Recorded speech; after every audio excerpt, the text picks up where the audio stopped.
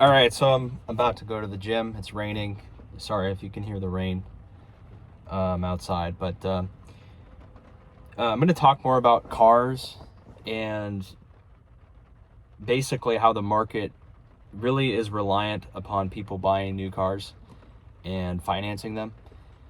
Without people buying these new cars, and you're starting to see it a little bit where the inventory for all these dealerships is piling up because people just simply can't afford it, or they're maybe driving their older cars longer.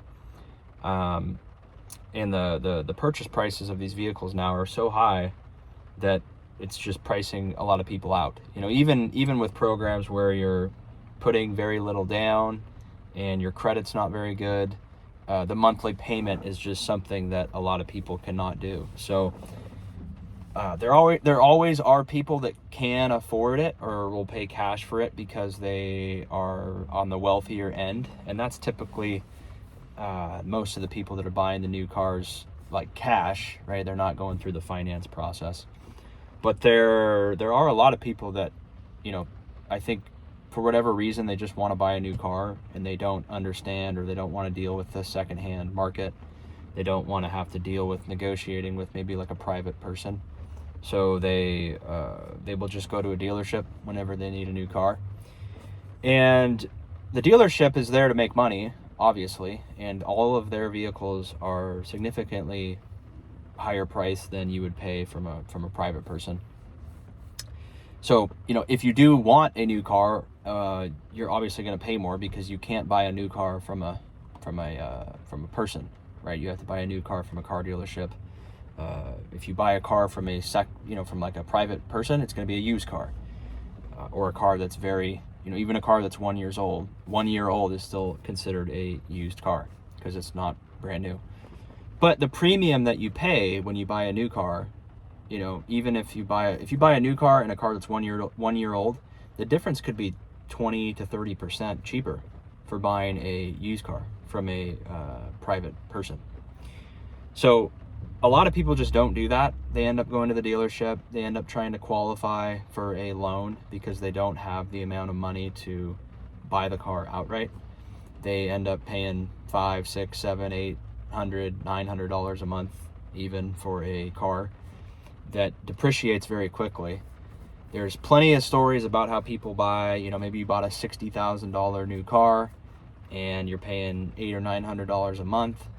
And then within a year or two, if you wanted to sell that car, you would, the value of the car has gone down so much, maybe you've already lost $20,000 or $25,000 in equity out of the car, because the cars continuously depreciate. There's always new cars coming out, and the car dealership is trying to make money, and so they are, pricing their cars higher than what they realistically should be, because you can't buy a new car anywhere else. But now, people cannot really afford it, and you see all these cars piling up that are $50,000, $60,000, $70,000, and if you want a truck, it could be $60,000, $70,000, $80,000, $90,000 or $100,000 for a truck nowadays. You go online, you go on Facebook or Craigslist or wherever, you can still find cars they're not going to be perfect. They're not going to have all the modern stuff, but you will only pay, a fraction of what you would pay for a new car. And I always like to use this car just because it's a cheap car. It's 25 years old, but it has 135,000 miles on it now. And so I've had it for about 40,000 miles. And I basically haven't had to do anything in terms of maintenance. I think I had to replace the battery and I replaced the front brakes.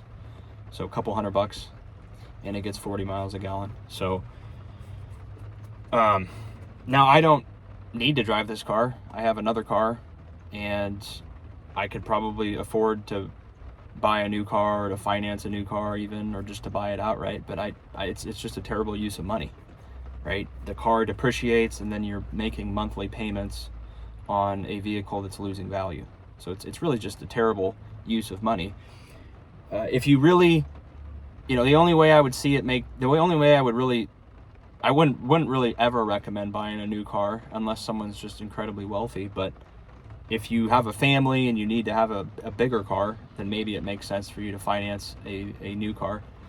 But you're going to want to go with like a Honda or a Toyota or something that actually holds its value better than like the American brands. Because if you do decide you want to sell it in 3 years or 5 years or trade it in, you'll get more for it, and you won't lose as much money on the transaction.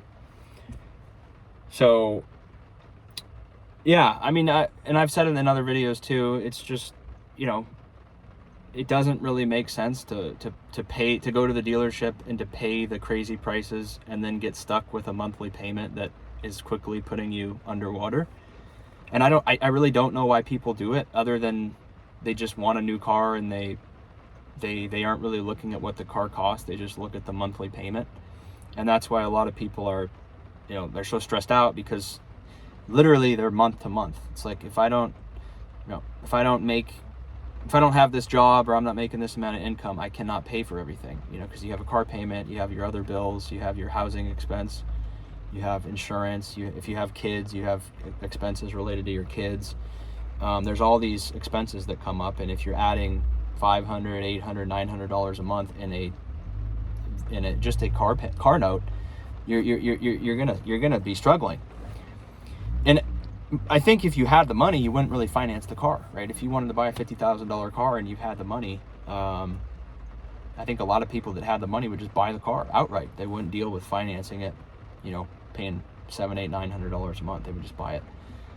So if you are someone that can't really realistically afford it, maybe look at a used car, or look at something that's pre-owned or from a private party and maybe is a couple of years old, because you'll save yourself a lot of money, and you won't have to deal with all the depreciation and losing equity in the vehicle that you're driving. So that's what I've done. You know, it doesn't matter for people that are really wealthy, and the really wealthy people will continue to buy brand new cars because it doesn't impact them financially. But it's just a little sad to see people that really can't afford the monthly payments to be putting themselves into these bad financial situations, when they could absolutely drive a 10-year-old Honda or a 10-year-old Toyota and get the same function out of it in terms of safety. Maybe they're not going to drive this car, right? Like an old Saturn that a lot of people would say isn't necessarily safe, and it's a manual transmission, and it's got a clutch, and, you know, it doesn't have anything. It doesn't even have air conditioning or the modern stuff. Okay. But you can find a 10-year-old Honda or Toyota, even like the RAV4, or like a bigger car if you had kids, for $10,000 to $15,000. You could find one that's in decent shape and drive that for 5+ years easy with minimal maintenance. But people just don't want to do it. They'd rather have a $1,000 car payment and then end up underwater just because they want something shiny and new.